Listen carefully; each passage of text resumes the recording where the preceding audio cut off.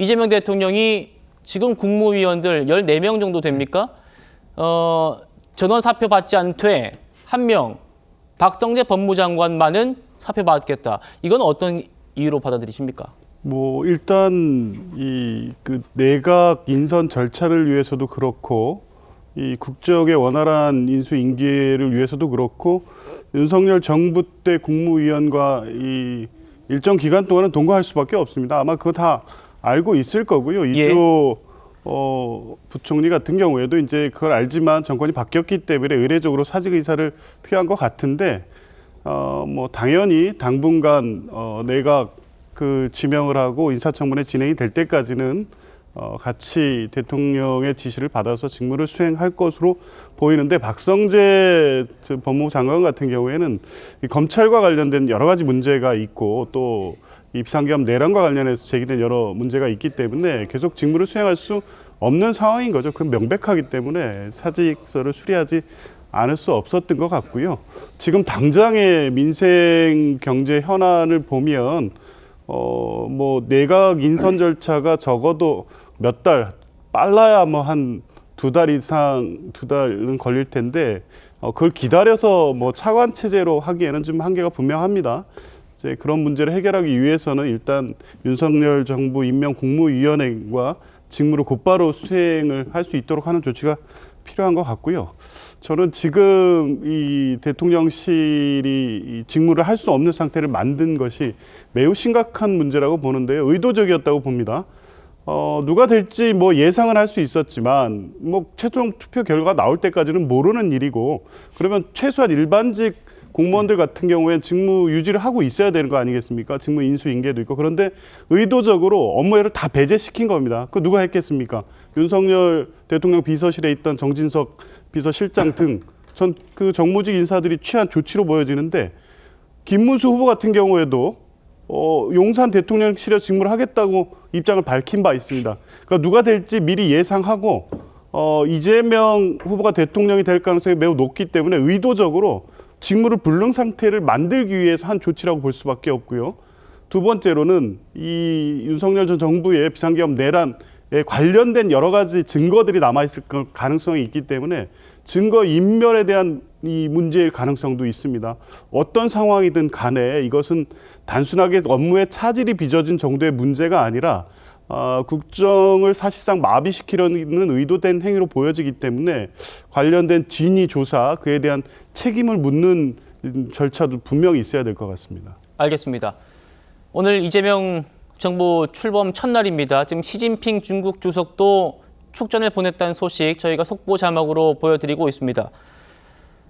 이재명 정부 첫날 모습 저희가 준비한 영상 먼저 만나보시고 이어가 보도록 하겠습니다. 진심으로 감사드립니다. 여러분들이 제게 기대하시고 맡긴 그 사명을 한순간도 잊지 않고 한치의 어긋남도 없이 반드시 확실히 이행하겠습니다.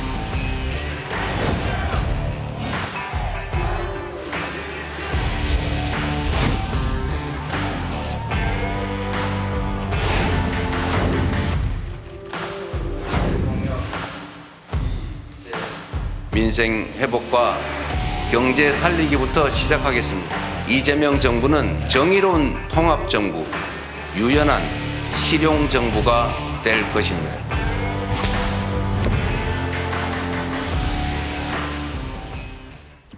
이재명 대통령 오늘 국무총리와 비서실장을 비롯한 주요 인선도 단행했습니다. 들어보시죠. 국무총리 후보자로 김민석 국회의원을 지명합니다.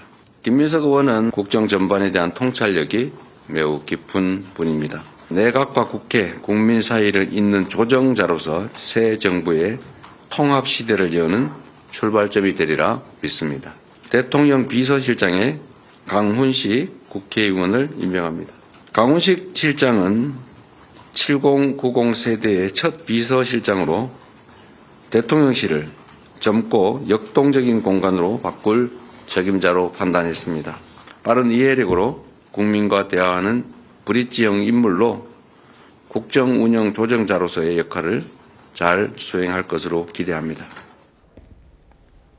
자, 위원정 의원님. 네. 오늘 6명을 발표했는데 뭐 당연히 이제 국무총리 후보자의 관심이 가장 쏠립니다. 김민석 지금 현 민주당 수석 최고위원을 국무총리, 초대 국무총리로 지금 지명을 했습니다. 어떻게 받아들이십니까? 일단 이재명 대통령이 보니까 이제 조금 뭐라고 할까요? 중도적인 또 합리적인 인사들을 아마 이번에 지금 일단 대통령실과 내각이 좀 배치하겠다는 뜻이 아닌가 싶습니다. 예. 왜냐하면 이제 민주당 내에서도 주로 이제 강성 인물들이 꽤 있지 않습니까? 뭐 정청래 법사위원장이라든지 뭐 등등 있지만 그래서 김민석 이 의원을 이번에 총리 후보로 내정한 것은 김민석 후보는 그동안 보면 이 국회 한 4선 정도 됐지만 좀 공백기가 있습니다. 그럼에도 불구하고 지난번 최고위원 선거 때 이재명 후보의 어떤 대통령의 지원을 받아서 지금 수석 최고위원이 됐지 않습니까? 이제 그만큼 뭐 신뢰감이 깊고 또 여러 가지로 이제 아마 본인이 서울시장 출마도 했었고 국정 전반에 대한 일단 능력과 또 국민들에게 보내주는 이미지 자체가 상당히 좀 유한 그런 이미지가 있고 특히 계엄 문제를 처음으로 일단 제기를 했지 않습니까? 예. 그러니까 그러면서 이 계엄에 대한 경고를 했던 그런 역할들 이번 또 선거를 치르면서 선거를 무난하게 치렀던 그런 공로가 있었던 것 같습니다. 아마 그런 면에서 이제 김민석 의원을 내세운 것 같고요. 강훈식 비서실장 같은 경우도 사실은 당내에서는 좀 개파색이 옅은 걸로 알려져 있지만 네. 항상 어떤 중요한 선거 때마다 사실 이재명 대통령이 중요한 자리에 썼던 그런 경험이 있습니다. 원래 정치는 이제 손학규 전 대표의 그때 특보에서 정치를 그렇죠. 시작해서 예. 쭉 이제 뭐 여기 패널도 같이 했었고 그리고 아마 이제 당내에서는 꽤 그래도 유연한 인물로 알려져 있습니다. 근데 두 사람 다 공통점은 이제 80년대 이 김민석 비서실장 내정자는 일단 80년대 운동권이고 예. 강훈식 비서실장은 90년대. 이제 총리 90년대 운동권이고 예. 뭐 그런 측면이 있습니다만은 그래도 좀 강성 이미지는 아닌 그 인물들을 선택한 것 같아요. 이제 그런 면은 앞으로 아마 할 이재명 대통령의 인선의 어떤 방향성이 조금 읽혀지는 게 아닌가 싶습니다. 아무래도 국정을 운영할 때는 국민들에게 강성보다는 좀 능력과 어떤 유한 이미지, 또 실용의 이미지, 중도의 이미지 뭐 이런 것들을 좀 표현하고자 하는 그런 인사들 아마 앞으로 많이 기용하지 않을까라는 그런 전망도 해봅니다. 알겠습니다.